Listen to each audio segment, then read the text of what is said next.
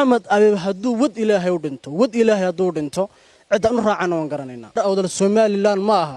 حتى كلا ونصيب دراء رنتي ونن أقبلي كريئة نحل دبان عد صعب كيمي لا يراهدو السومالي لان متيد عدو السومالي لان باطاي لكن ما تو نصيب درو إن رول موديل كيجي حاجة هرا نوجو شيري يعني ما تقنا يدو لو عجوا جبليني أنا رجنو ده وحن قرن ككسجنا ما تعالله waxaan ahaa dhalinyartii ka soo jeeday deegaanka Ruqi ee ka tirsan degmada Baki mowduuc ama barnaamijkan u joognayna wuxuu yahay in ka jawaabno dhacdadii aadka u xumeed ee shalay ka dhacday magaalada Hargeysa ee lagu la dhaqmay xildhibaankaaynu dooranay lagu la dhaqmay si ka baxsan bini'aantinimada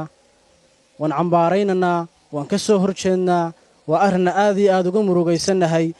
kamaanaan filayn in taliyaha booliisku uu habka ku hadlayo oo dhaqankaasoo kale uu leeyahay aad baan uga xunahay waxa weeyaan markaynu nahay ummad dad dimuqraadi sheeganaya oo jira in luuqadda dhabtayna gula hadleen baan aaminsanahay waan cambaaraynana waan ka soo horjeednaa waxaan leenahay maxamed abi marka uu Soomaaliland noqon waayo cidda kale ee Soomaaliland garan waaye maxamed abi Soomaaliland ku dhaxdhashay uu ku dhax barbaaray uu ku dhax dhalay lagu dhax doortay waana role model-ka reer Soomaaliland dhalinyarta Soomaaliland buu yahay dalka kamuu bixin kamuu maqnayn anu garan maayo cid Soomaaliland maxamed abiib ka xigta ama ka jecel waanu garan laanahay waxaan leenahay taliyahaasi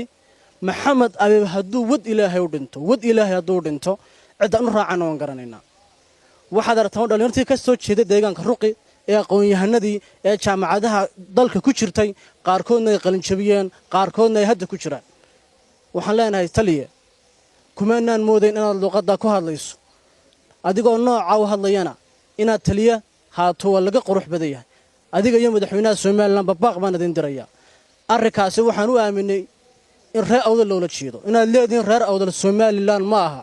arrinka raalli galin ka bixiya waxaan leenahay waa maxamed abiib ma aha nin qolo ma aha nin gobol waa nin qaran oo la og yahay shalay dhacdii ka dhacday Hargeysa markii ay maxaan ku raadayay maalintii dhaweyd ee dabku ka qarxay way ogaayeen wuu uga hadal badnaa wuu uga dhaqdhaqaaq badnaa wuu uga socod badnaa dadka shay kasta oo Jamhuuriyadda Soomaaliland ku soo kordhana waa ninka ugu horeeya ee ka dhaqaaqa ee ka hadla ee ka damqada waxaan leenahay horta run ahaantii annaga arrinkaasi wuxuu noola muuqdaa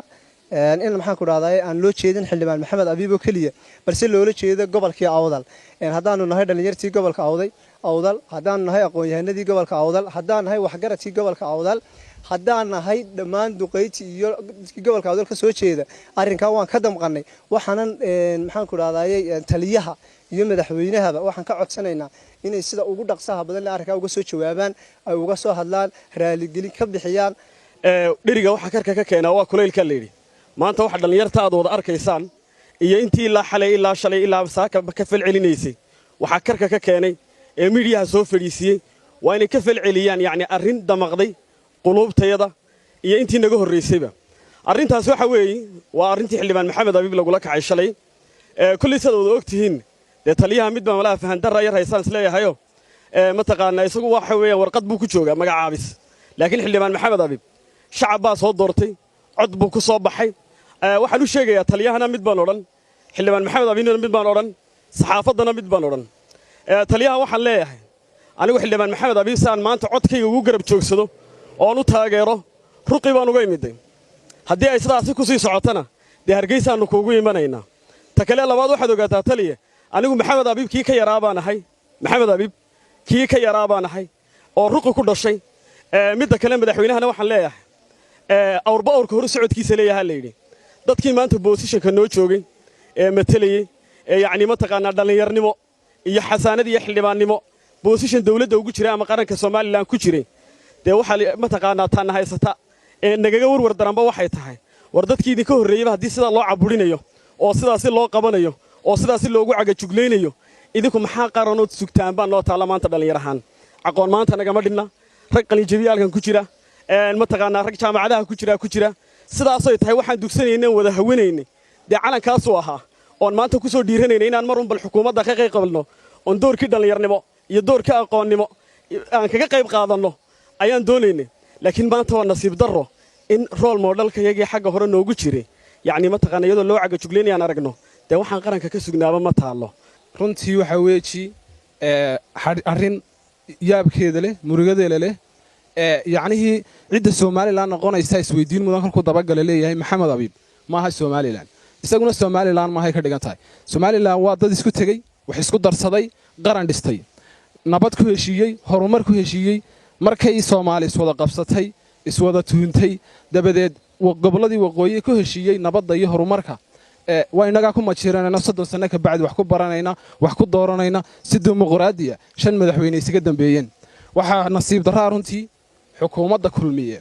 inay caadaysatay cagajuglaynta caburinta shacbiga reer awdal gaar ahaan waxaan tusaale inagu soo qaadanayaa inoogu filan reer awdalow maanta reer awdal baan la hadlayaa xildhibaanka kaliya lama hadlin reer awdal oo dhan baa la hadlay waxa lagula hadlay tusaale aan idin soo qaadanayaa tii ugaaska ugu weyneed ugaasyada kale wasiirada loo diray waa la soo dhaweynay san nasiib darro inagu wasiirka ugaaskeeni waxa lagala hortagayay xabad oo laga celinaya xadka magaalo uu xaq u lahaa oo caasimadiisii ahayd waxa tu kale oo nasiib darro runtii oo aan aqbali karin ah in xildhibaan cod shacab ku yimi la yiraahdo Somaliland ma tiid cadawga Somaliland baa tahay wuu ku hoos dhashay wuu ku hoos dharay waxbuu ku bartay waa lagu doortay xildhibaan xasaanad lagu horiya yuu ku hoos yahay waxaan soo jeedinayaa waxa xukuumadda kulmiye dhowrka cisho u hadhan tahay way ku rafanaysaa bay la tahay waa rafashadeedii inay jiraaligelin ka bixiso ummad dhanbe qiimkoodii iyo sharaftoodii iyo karaamadoodii dhaawacday maxamed abiib saynu ognahay waxa laga soo doortay gobolka awdal waxa soo doortay dhalinyar hadduu cabdikariin axmed moogo reergiisa u taagan yahay codka dhalinyarada anagoo reer awdal waxa noo taagan maxamed abiib inuu ku soo baxay codka dhalinyarada marka waxaan aad u codsanaynaa in arrinkaa dhammaan laga bixiyo raaligelin buuxda waynu ognahay taliyuhu